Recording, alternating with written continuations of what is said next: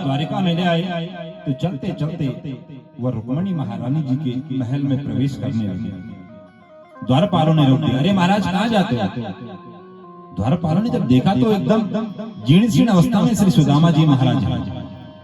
जब उनसे पूछा कि महाराज आप कहाँ जा रहे हैं, आप कौन हैं?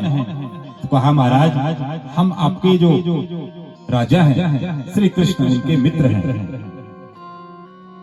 दौड़ा दौड़ा जो द्वारपाल था आज भगवान के पास में गया और भगवान से कहता कि महाराज आपके एक मित्र आए हैं और वो कहते हैं कि मैं श्री कृष्ण का मित्र हूं। तो भगवान पूछते हैं कि भैया कैसा मित्र है, जरा वर्णन करो। तो जो द्वारपाल हैं वह भगवान के सम्मुख वर्णन करने लगे। शीश पगान जगातन में प्रभु जान कोई वसे कही ग्राम, धोती पटी सिलटी दुपटी और पायम पान ही नहीं श्यामा,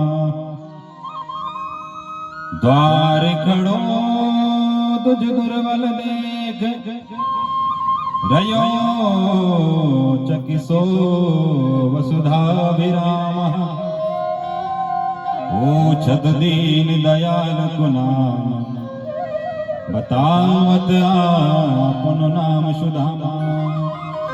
महाराज जैसे भगवान ने सुदामा नाम सुना सिंहासन से कूद पड़े, अपने चरण पादुकाओं को पहनना भूल गए, देह देह का ध्यान भूल करके भगवान दौड़े चले पड़े। जितने भी भगवान के उस महल में भगवान के द्वारपाल हैं दौड़ते दौड़ते भगवान के पीछे पीछे जब गए और सुदामा जी महाराज को भगवान ने जब देखा तो महाराज देखते एकदम गले से लगे। बोल दीनबंधु भगवान की, भक्त वत्सल भगवान की। महाराज जैसे ही गले से लगाया तो मार्ग की जितनी भी थकान थी श्री सुदामा जी महाराज की वह दूर हो गई। भगवान धीरे धीरे सुदामा जी महाराज को अंदर ले गए। अंतपुर में ले जाकर के भगवान ने अपने राज सिंहासन पर उनको विराजमान कर दिया और जब राज सिंहासन पर विराजमान किया तो रुक्मणी महारानी को भगवान ने इशारों में संकेत दिया, जाओ श्री सुदामा जी महाराज के चरणों को प्रक्षालन करने के लिए जल लेकर के आओ। रुक्मणी महारानी हजारों दासियां हैं लेकिन रुक्मणी जी को उन्होंने आदेश दिया। रुक्मणी महारानी जल लेने के लिए गई। भगवान उनके चरणों में बैठ करके उनके पांव को जैसे पकड़ते हैं तो देखा तो उनके पांव में अनेक प्रकार के कंटक चुभे हुए हैं। ऐसे विहाल विवाह सो भय कंटक जाल लगे पुनिसो से, हाय महा दुख पाय सदा तुम आई दैन की तुम से। अनेक प्रकार के कांटे भगवान अपने मुख से उन कांटों को निकाल रहे हैं और जब भगवान कांटे निकालने लगे तो जब तक रुक्मणी महारानी जी जल लेकर के आती तब तक भगवान के असुरदास से श्री सुदामा जी के पादों का प्रक्षालन हो गया।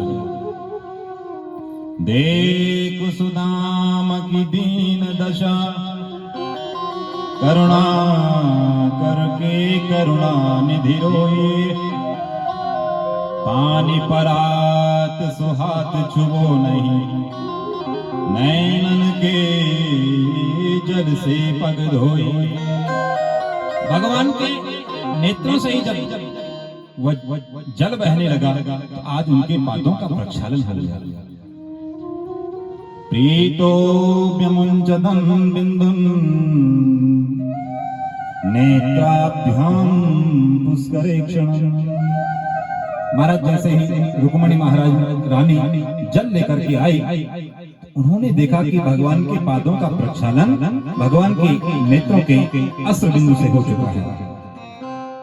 देखते महाराज आश्चर्यचकित हो गए कि मनेन कृतं पुण्यम मवधूतेन भिक्षुणा श्रियाहीनेन लोकेस्मिन् गर्हितेन धमेन चः। तो महाराज कौन कहता है कि श्री सुदामा जी महाराज के घर में इस प्रकार की स्थिति है?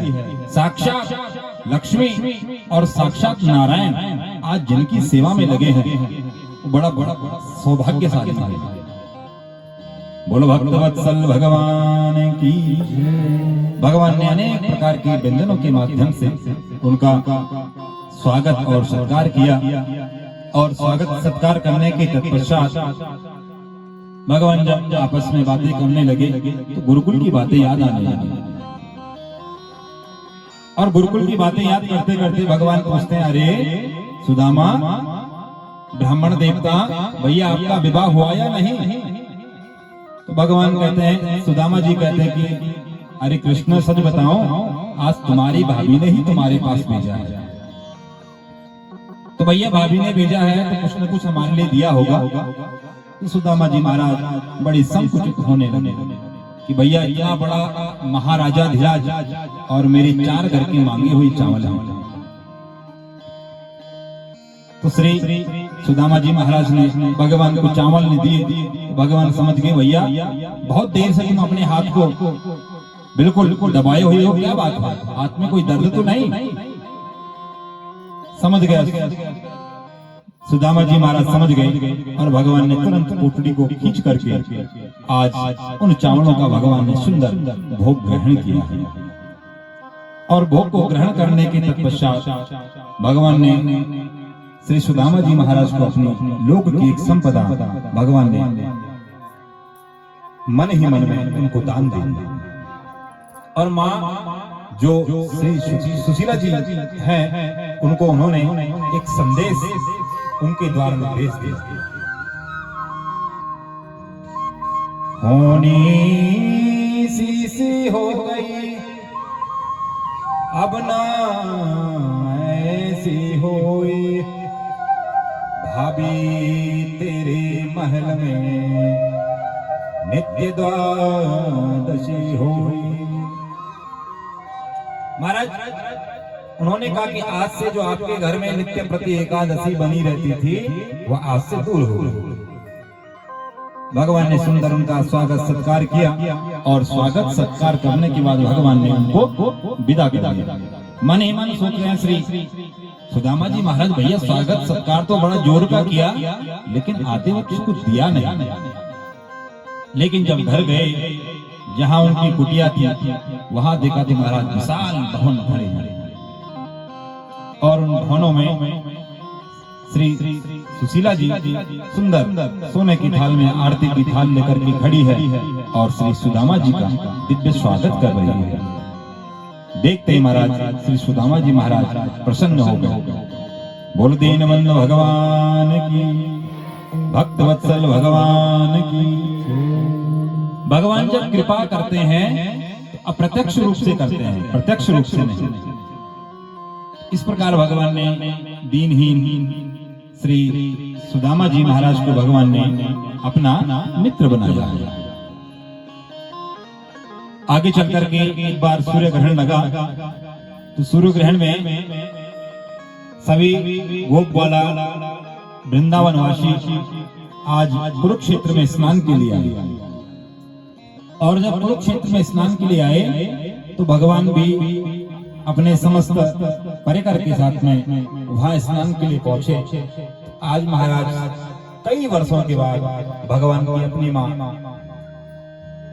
श्री यशोदा जी से, नंद बाबा से, गोपियों से, ग्वालों से भगवान की मुलाकात हुई। और जब मुलाकात हुई, मुलाकात होते ही जो पूर्व का बचपन का जो प्यार था वह उनको स्मरण आ गया, और उन्होंने उस रात्रि में वहीं विश्राम किया। और विश्राम करने के बाद माँ देवकी कहते कि बेटा, हमने सुना है कि तुमने अपने गुरु के पुत्र को वापस लेकर के आए थे, अतः हमारे जो 6 पुत्रों को कंस ने मारा है वो हमें चाहिए। तो भगवान ने माँ की वह इच्छा भी पूर्ण की। आगे चल करके महाराज एक बार भगवान ने जब सोचा कि हमारा बहुत बड़ा परिवार हो गया है, तो कहीं ये परिवार हमारा इस धरती पर बोझ न बन जाए, तो भगवान ने अपनी प्रेरणा से दुर्वासा आदि ऋषियों को उन्होंने यमुना जी के तट पर भेजा और वहां सांबा आदि छोटे छोटे भगवान के नाती पोते गए और उन महात्माओं के पास जाकर के सांब के पेट में धोती बांध करके पूछते कि महात्मा जी बताइए इस कन्या का पुत्र होगा या पुत्री। तो महाराज महात्मा जी समझ गए, उन्होंने कहा कि इसके गर्भ से ऐसा मूसल पैदा होगा जिससे सारे यदुवंश का सत्यानाश हो जाएगा। दौड़े दौड़े वह नंद बाबा के पास में गए और जब जाकर के देखा उससे एक मूसल पैदा हुआ और मूसल उन्होंने घिस करके जब यमुना जी में डाला, उस मूसल के कारण ही सारे यदुवंशियों का वंश समाप्त हुआ। आगे चलकर के एक दिन श्री वसुदेव जी महाराज नारद जी से दिव्य ज्ञान लेते हैं। कहते कि महाराज भगवान को प्राप्त करने का सबसे सरलतम और सबसे सुगम मार्ग क्या है। तो नारद जी महाराज श्री वसुदेव जी महाराज को बताते हैं, दुर्लभो मानसो देहा देहिनां क्षणभंगुरम तत्रापि दुर्लभम मन्ये वैकुंठम प्रिय दर्शनम। कहते हैं कि महाराज हमारा जो मनुष्य जन्म है ये बहुत अति दुर्लभ है। अनेक जन्मार्जित जन्मों के अनेक अर्जित पुण्यों के कारण से हमें मनुष्य जन्म प्राप्त होता है और उस मनुष्य जन्म में ही देहिनाम क्षणभंगुर जीवन है। न जाने किस समय हमारी सांसें अटक जाए।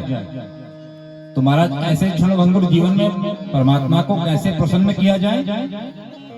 तो श्री नारद जी महाराज वसुदेव जी महाराज को बताते हैं, कायेन वाचा मनसेन्द्रियेवा बुद्ध्यात्मना भानुत स्वभावात् करोति यदि यद् सकलं परस्मै नारायणायेति समर्पयेत्। कहते हैं कि भगवान को अगर प्रसन्न करना है कायेन वाचा, काया कहते हैं शरीर को, अपनी काया से, वाचा कहते हैं वाणी को, मन से इंद्रियवा अपने मन से, अपने इंद्रियों से, बुद्ध्यात्मना अपनी बुद्धि से, करोमि यद यद सकलम परस्मै जो आप कर्म करते हैं, कार्य करते हैं, नारायणायेति समर्पयेत् भगवान श्री नारायण को समर्पण करो।